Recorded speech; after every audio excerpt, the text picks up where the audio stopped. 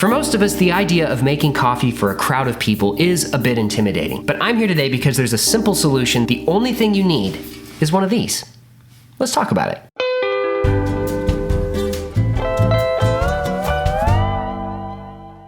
Now, all this is a 2-liter glass pitcher, and you could have any size you want. It doesn't have to be glass, it doesn't have to be 2 liters. I think my wife got this at IKEA. So I'm gonna show you how to use this to make giant batches of French press, pour over, and cold brew. But before we do, let's crack open a fresh bag of coffee.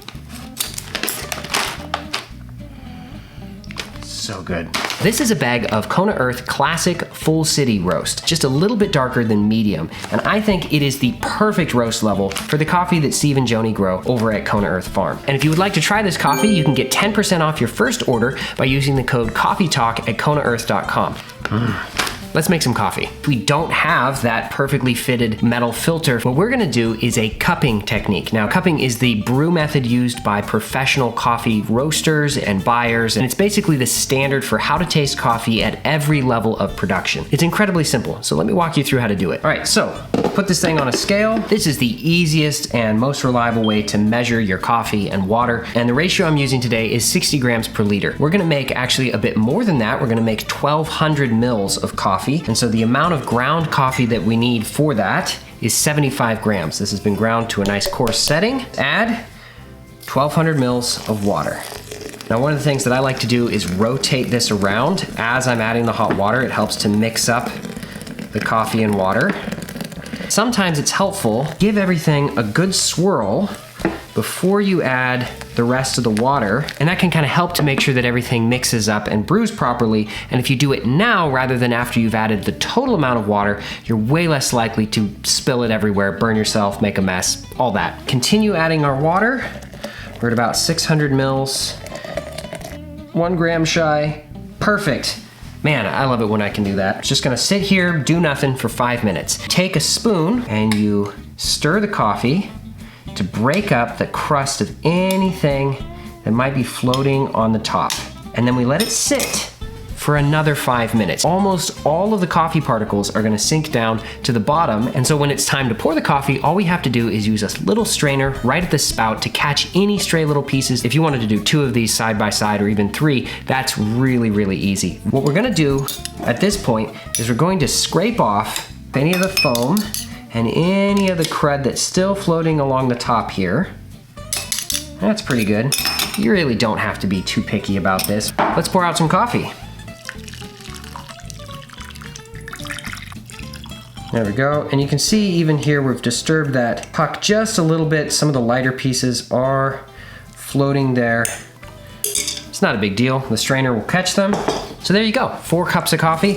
It's nutty, rich, a little bit of grassiness. It's got that chewy texture, lots of the coffee oils in there. It tastes exactly like a French press. But let me clean this up and let's make a giant batch of pour over. This is the pour over dripper cone that I typically use. This is a Hario V60, and this is the O2 size, or 2. Or do you say the O? I don't know. They're capable of brewing 1 to 4 cups of coffee, but I don't know if you've ever used these with an appropriately sized carafe.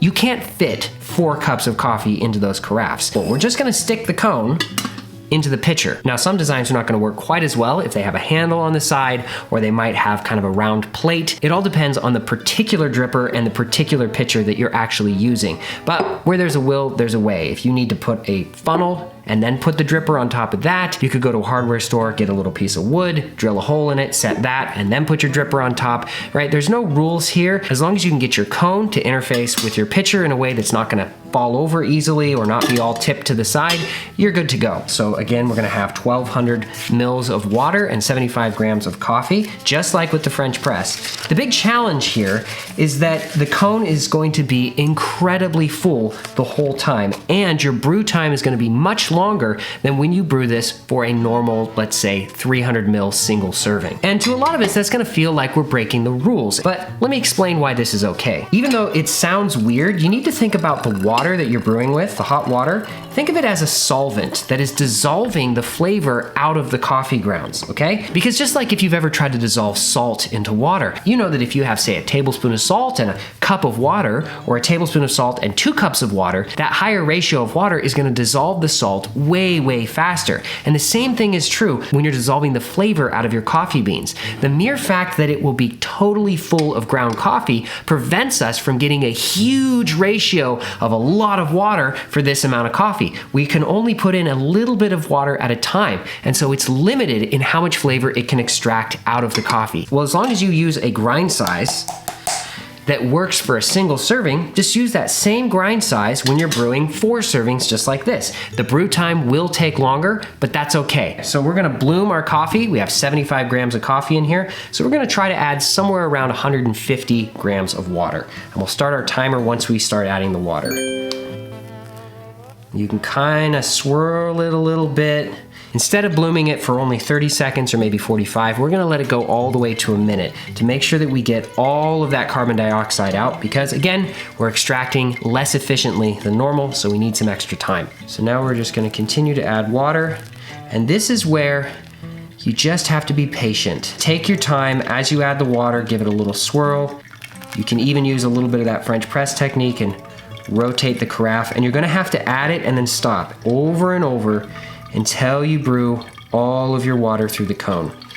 You can also take a spoon to help stir a little bit, because of course the violent swirling motion that you would normally use is just not going to work when it's this full of coffee. We're gonna let it drain down quite a ways this time, and then really try to agitate that bed when we add more water. Really aggressively there in the center. There we go, 1200.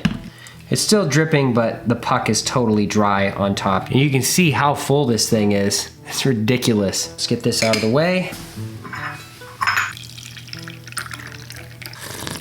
That has so much more of the fruitiness and grassiness, more of that terroir flavor, that sort of unique flavor that the beans have from growing at the Kona Earth farm. And I think the pour over accentuates that and really lets those flavors out so much better than a French press. You could try grinding a little bit more coarsely. It would speed things up just slightly, and you probably wouldn't under extract. Now, I said I'm gonna do some cold brew, but I actually already did do some cold brew. I'll show you that in just a second, but I use the same grind size, same technique as the French press. The only difference is I used a higher ratio of coffee and of course room temperature water, and I let it sit for 24 hours. And once it's been steeping for 24 hours, all you gotta do is strain it out.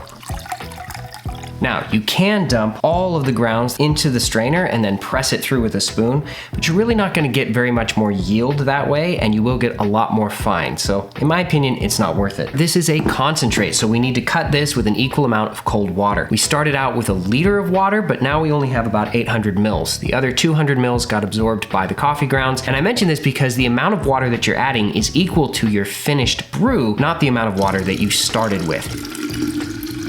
So we actually got closer to 750 mils. I put 400 in here and 350 in there, and we just need to top them up with that same amount of cold water. Let's give these a mix to combine. And now these are ready to serve over ice. Cheers. Perfect. Exactly how cold brew should be. For a very, very small amount of initial work, you can end up with a huge amount of delicious cold brew. And when I say delicious, this is way better than anything you're gonna buy at a cafe. Because unless you go to some really high-end independent cafe, you're not ever gonna be drinking cold brew made with this quality of coffee. So with that, hopefully you have everything you need to make coffee for a crowd without stress or difficulty or any kind of special equipment. I mean, are we considering a pitcher special equipment? But I'll see you in the next video, and until then, go make yourself a cup of coffee. Or maybe like 12 cups of coffee. Cheers.